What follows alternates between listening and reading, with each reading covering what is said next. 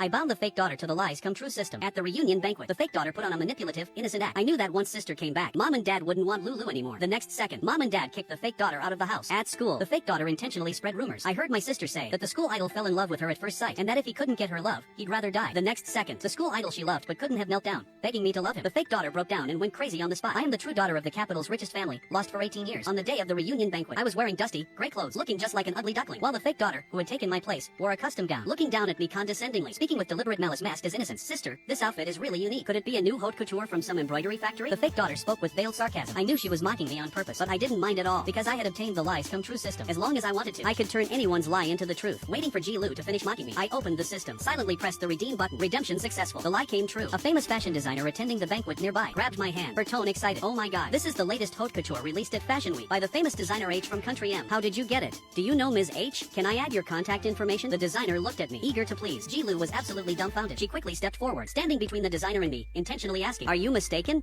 How could Ms. H's work possibly be these tattered beggar's clothes?" Seeing her idol insulted, the designer couldn't sit still. She picked up her phone, found the video of last night's release event, and shoved the screenshot right into Ji-Lu's face. Ji-Lu's little face instantly went pale, because the tattered clothes on my body were indeed exactly the same as Ms. H's new haute couture design, and that piece of haute couture was a new arrival just released last night. After slapping Ji-Lu's face with the truth, the designer continued to flatter and swarm around me. The ignored Ji-Lu turned green with envy. She studied art, and that designer was a big shot she had been sucking up to for half a year to no avail. Now, that same designer was hovering around me. Ji-Lu's face was extremely distorted, but because she was afraid of ruining her perfect persona, she couldn't target me in front of everyone. Rolling her eyes, the furious Ji-Lu saw the red wine on the table. She had a sudden idea, casually grabbed a wine glass, and exaggeratedly gasped, "Oh no, I accidentally tripped on my dress. What should I do?" Ji-Lu intentionally faked a fall, wanting to spill the red wine on me to embarrass me in public. But what she didn't know was, at the same time she finished exclaiming, the lies come true system took effect, accompanied by a heart-wrenching scream. The fake falling Ji-Lu stepped on a water stain on the floor. The fake fall became a real fall. Wearing 18cm stilettos, Ji-Lu did the splits on the spot, falling to the ground with a contorted face, suffering a severe ligament strain. Ji-Lu maintained her split position, crying bitterly as she was carried into an ambulance. The hall was instantly silent. The visiting guests were dumbfounded. The favorite younger daughter of the Ji family, making a fool of herself at the lost elder daughter's reunion banquet. This was big news. The guests were shocked while recording and forwarding the video. In less than 10 minutes, the news of Ji-Lu being taken away by an ambulance spread throughout high society. Ji-Lu cared about her pride the most. If she knew about this, she might have hung herself with a noodle on the spot. I hadn't been happy for long before a call from the person I labeled as my so-called dad came in. When I, their biological daughter, was returning to my roots, they didn't care. They didn't even send a message. But Ji-Lu had merely taken a fall, and the Ji couple rushed over from the neighboring city without stopping, even mobilizing the whole family to visit Ji-Lu in the hospital. I was too lazy to go over at first, but because I really wanted to see what other stunts Ji-Lu could pull, I hailed a cab the next day and leisurely headed to the hospital. Inside the hospital room, Ji-Lu was wearing a hospital gown, tearfully complaining to my nominal so-called parents. "Mom, Dad, don't blame sister. Sister accidentally pushed me. She definitely didn't mean it." Ji-Lu inverted right and wrong, lying through her teeth. Her deceit was so stupid even a fool could see through it. Yet my nominal so-called parents were even dumber than fools. They believed Ji-Lu's nonsense. Kneel down. Apologized to Lulu. I could clearly see Ji-Lu's smug expression, but couldn't be bothered to expose her. I simply opened the system and leisurely pressed the redeem button. Seeing that I kept silent, Father Ji became red in the face with anger. He raised his hand to slap me, wanting to teach me a lesson with family discipline. But at this moment, Ji-Lu stepped out of the hospital bed. Her ligaments were strained from the fall. Every step hurt like hell, but she endured the severe pain, grimacing as she walked in front of me, then grabbed my hand and gently pushed it against her own body. After acting out the scene, Ji-Lu exaggeratedly stumbled back several steps, falling to the ground, and yelled out of nowhere, "Ah!" I was accidentally pushed down by my sister. The second after Ji-Lu shouted, the room fell silent. Ji-Lu sat on the ground, frantically explaining to the silent Ji couple, "Mom, Dad, listen to me. My brain got damaged from the fall, which is why I accidentally did something stupid." Conditions met. The lie came true. While Ji-Lu was still talking, her head was forced into the ground by an invisible force, rubbing against it. Rubbing, rubbing, and rubbing. When the rubbing stopped, when Ji-Lu stood up, she was a complete mess, turned into a babbling, drooling idiot. The Ji couple was terrified. They immediately took Ji-Lu to find a doctor. Ji-Lu was lucky. It was just temporary delirium. She would be fine after a few days of observation in the hospital. The Ji couple loved their daughter dearly. They pushed aside all work to stay in the hospital and care for Ji-Lu. On the day Ji-Lu was discharged and came home, I was just about to throw out the trash and unexpectedly ran into the Ji couple surrounding Ji-Lu as they entered. Ji-Lu was still wearing the blue and white hospital gown, her little face pale, looking frail and fragile. Mother Ji beside her was heartbroken, wishing she could hold Ji-Lu on the tip of her heart. But looking up, seeing me standing not far away, she roared, "What are you staring at? Are you happy to see your sister hurt?" No matter how Mother Ji looked at me, she found me an eyesore. Ji-Lu was pleased to see this, but still maintained her persona as the good guy. "Mom, don't say that. Sister and I are both your daughters, right?" Mother Ji looked down on me, the biological daughter from the countryside. But since Ji-Lu spoke, she echoed with a doting face, "Yes, both the older and the younger are pieces of my heart. Mom would never favor one over the other." This sentence was interesting. I raised an eyebrow, piqued by the truthfulness of this statement, so I opened the system and clicked redeem. The next second, Mother Ji, who previously ignored me, suddenly ran toward me. She took the trash from my hands and uncharacteristically fussed over my well-being. "Fei, are you thirsty? Are you hungry? Are you getting used to living in the new house? If there's anything you don't like, you must tell Mom. Mom will solve it all for you." Mother Ji had a loving face, treating me with the exact same attitude she just showed Ji-Lu. I smiled and accepted Mother Ji's goodwill, then raised my head to enjoy Ji-Lu's shattered expression with great interest. Ji-Lu clearly hadn't expected Mother Ji to keep her word, so much so that she subconsciously grabbed Mother Ji's hand and questioned her aggrievedly. "Mom, how can you treat sister just as well as me? You and your sister are both my daughters. How could I favor one over the other?" Ji-Lu was completely dumbfounded. She racked her brains, but couldn't figure out why Mother Ji G's attitude towards me had taken such a 180-degree turn. Then, without waiting for her to question further, Mother G happily went to prepare a bedroom for me, completely ignoring Ji-Lu. Ji-Lu was used to being the center of attention. This was the first time in her life she had been ignored. Her eyes immediately turned red. Father G felt incredibly sorry for her. While supporting Ji-Lu, he harshly reprimanded me. "What are you standing there for? Hurry up and help your sister with her luggage." I blew on my fingernails. Indifferent. When I came home, Ji-Lu didn't help me with my luggage. Why should I help Ji-Lu with hers? Could it be that you're treating us differently? Father G's old face flushed red, and he instinctively argued back. "What nonsense are you talking about? I have always treated everyone equally. It's just that Lulu." Before Father G could finish speaking, I opened the system again. Lie redeemed successfully. Father G's eyes lost focus, muttering to himself, "Treat equally. Must treat equally. Whatever Lulu has, Feifei must have too." After muttering this, Father G took out his phone and transferred 18 million to me. This was the equivalent of Ji-Lu's pocket money for the past 18 years. Then he took out pen and paper and gave me 10 properties, plus 3% of the company's shares. Father G fulfilled his promise of equal treatment. In just half an hour, everything Ji-Lu had owned over the past 18 years was completely duplicated and given to me exactly 1:1. Watching her money being divided, Ji-Lu panicked. She rushed up, grabbed Father G, and questioned him. "Dad, didn't you say I was your only daughter? That no one else could replace me?" Ji-Lu cried like a pear blossom bathed in rain. Normally, Father G would have comforted her long ago. But today, Father G simply pushed her away calmly and numbly repeated, "Must treat equally." Father G said this as he shoved all the luggage back to Ji-Lu, advising her earnestly. When Feifei came home, she carried her luggage herself. After lecturing Ji-Lu, Father G flicked his sleeves and left. Ji-Lu clenched her fists in anger. As soon as Father G left, Ji-Lu came over to me. "Did you drug Mom and Dad?" If they weren't drugged, Ji-Lu couldn't figure out why her most doting parents had suddenly changed so drastically. Who knows?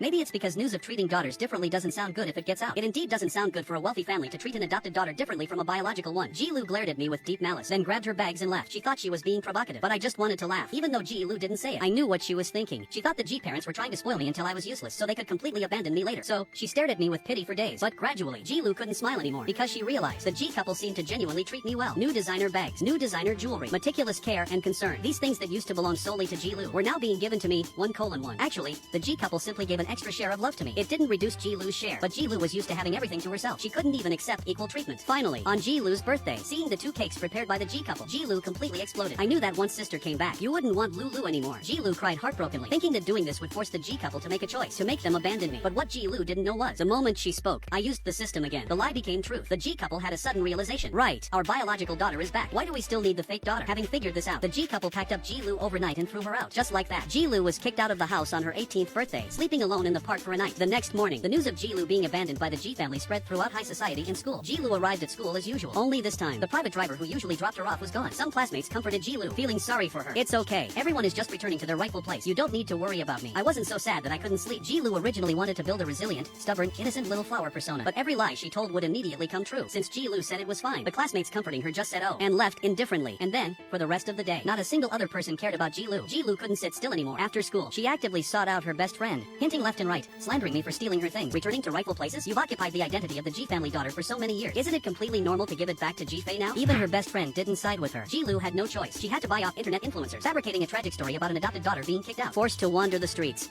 Ji-Lu thought she would be pitted by everyone. After all, the topic of true and fake daughters is an eternally popular one. But when a large number of press releases went out, it literally didn't make a single splash. Even the few comments there were didn't think there was any problem with her being kicked out. After all, she was just swapped at birth by mistake. It wasn't like she didn't have her own parents. Now that the biological daughter was back, everyone returning to their rightful places, everyone finding their own mothers, isn't that normal? Seeing these infuriating comments, Ji-Lu stopped pretending and was left speechless. But even so, Ji-Lu wasn't discouraged. If she couldn't win the public opinion war online, Ji-Lu turned her attention to the school. Most students at the school were naive. Her little tricks didn't work on people in society, but on students, it might be different. Once her mind was made up, Ji-Lu stormed into my classroom the next morning. She held a white envelope high in her hand. "Sister, the school idol wrote you a love letter. He said if he doesn't get your love, he'd rather die." I looked at Ji-Lu helplessly. Ji-Lu's petty schemes were obvious. She was clearly making up a fake love letter on purpose and broadcasting it widely under the guise of being my sister, wanting to make that famously aloof school idol disgusted and making everyone in school think I was just an ugly girl craving attention. But Ji-Lu's lies would come true. I smiled bitterly, feeling like I might be facing a big problem. As I expected, that afternoon, the school idol, Guzhou, found me. Ji-Lu looked excited in the crowd, waiting for Guzhou to slap me in the face publicly, to mock me for daydreaming, like a toad lusting after swan meat. But what Ji-Lu didn't expect was, in front of everyone, Guzhou actually got down on one knee for me. "Ji-Fei, I like you. Without your love, I'd rather die." Ji-Lu went crazy on the spot.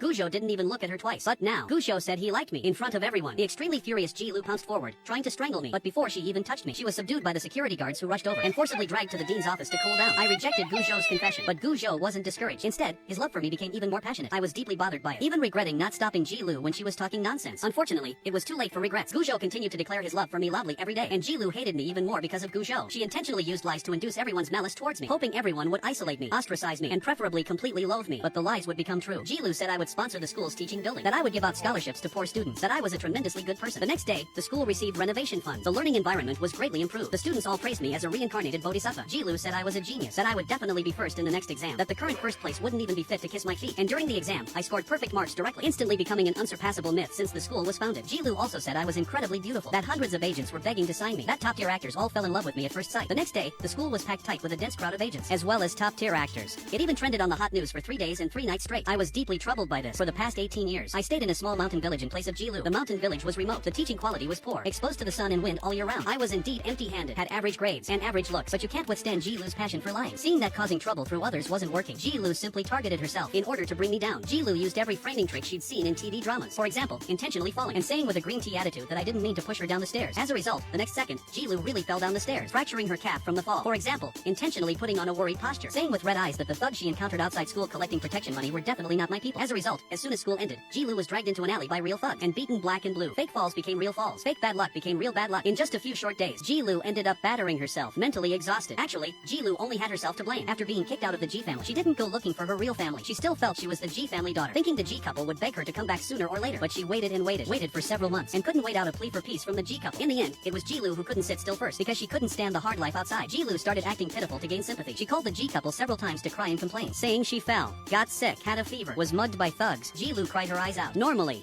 the Ji couple would have immediately comforted Ji-Lu, but not now. From the moment Ji-Lu said that the Ji couple would, because of my arrival, abandon her, her lie had already become true. Not only did Ji-Lu fail to gain the Ji couple's pity, she was actually truly abandoned in a real sense. The Ji couple was deeply annoyed by her harassment and simply blocked Ji-Lu. In less than a month, Ji-Lu spent all the savings she had gathered over the years until almost nothing was left.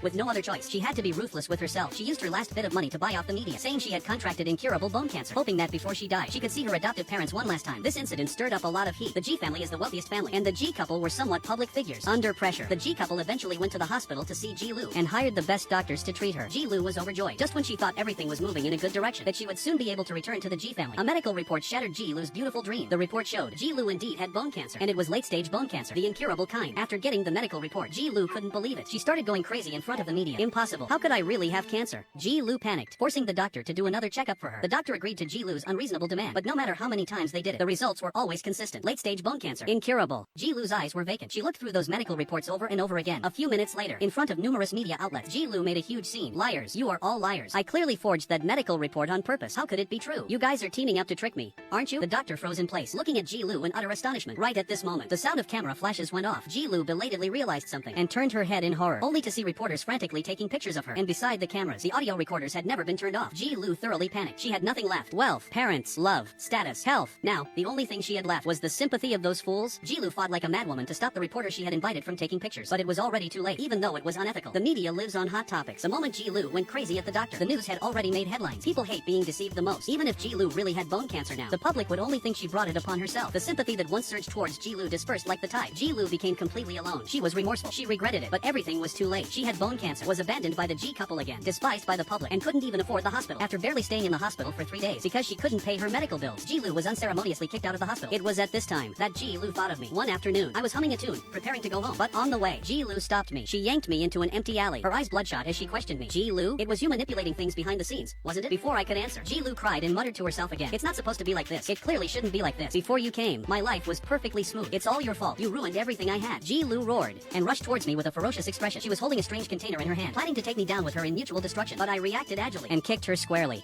While Ji-Lu struggled to get up, glaring at me, she asked, Ji-Fei, why did you treat me like this? It's true I occupied 18 years of your life, but I didn't do it on purpose. Why must you drive me to my grave? Ji-Lu wept bitterly, but to me, these were crocodile tears. While she was wallowing in her irrecoverable sorrow, I deliberately placed a broken little angel pendant in front of her. Do you remember this? The moment she saw the pendant, Ji-Lu's eyes filled with terror. How do you have that thing? I put the little angel pendant back on my neck. Did you know? I originally came just for revenge. Not revenge for myself, but for the owner of this little angel pendant. Before I knew my true identity, before I was claimed back by the Ji family, I was just the most unfavored eldest daughter in my household. Ji-Lu's biological parents favored sons over daughters, and beat and scolded me at the drop of a hat. I originally thought I would live like this forever, muddling through life in the mountains, marrying a man in the mountains and having children. But when I was 10, someone's appearance changed the trajectory of my life. Her name was Jo Fong. She was a volunteer teacher in the mountain village. She was a good person. She rescued me from that hellish home, gave me new clothes to wear, sponsored my education, and showed me all the beautiful things in this world. That was the most beautiful time of my life. But a year later, Jo Fong's volunteer teaching mission ended. She had to leave my side. But before she left, Jo Fong made a promise with me that I must study hard to test into a school in her city. She said she would wait for me there. I was full of hope, studying desperately for this goal. But in the end, I never saw Zhou Feng again because she died. She died at the hands of Ji Lu. Died by the words of the masses. Ji Lu was a habitual liar. Her favorite thing to do was to invert black and white. Originally, a small teacher like Zhou Feng and the daughter of the richest family like Ji Lu had completely unrelated lives. But the problem was,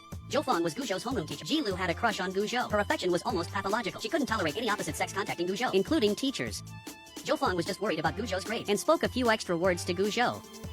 And Ji Lu targeted her because she was the daughter of the richest family. Ji Lu had many ways to mess with people. She maliciously spread rumors saying Zhou Feng had secretly coerced male students in the class. Zhou Feng wanted to explain, but was falsely accused by the male students bought off by Ji Lu. Zhou Feng had 100 mouths, but couldn't clear her name, eventually dying under the web of lies woven by Ji Lu and passing away due to depression. Ji Lu was already losing sleep every night because she had bone cancer. After I scared her like this, Ji Lu broke down on the spot. Ji Fei, for the sake of us being sisters, I beg you to help me. Will you truly repent? I will. I definitely will. Please save me. Ji Lu hoped I could save her, but I was never a savior. Listening to Ji Lu's words, I pressed the lies come true system again. As expected, Ji Lu was lying again because the lies come true system was present. All of Ji Lu's lies would be fulfilled one by one. The second after crying bitterly, Ji Lu got up stiffly, uncontrollably going to find Zhou Feng's family to repent. But no one responded to her because not all apologies can earn forgiveness. A few days later, due to her bone cancer acting up, Ji Lu passed away in endless agony. And after I graduated, I went to work in my parents' company. From then on, the family lived happily ever after.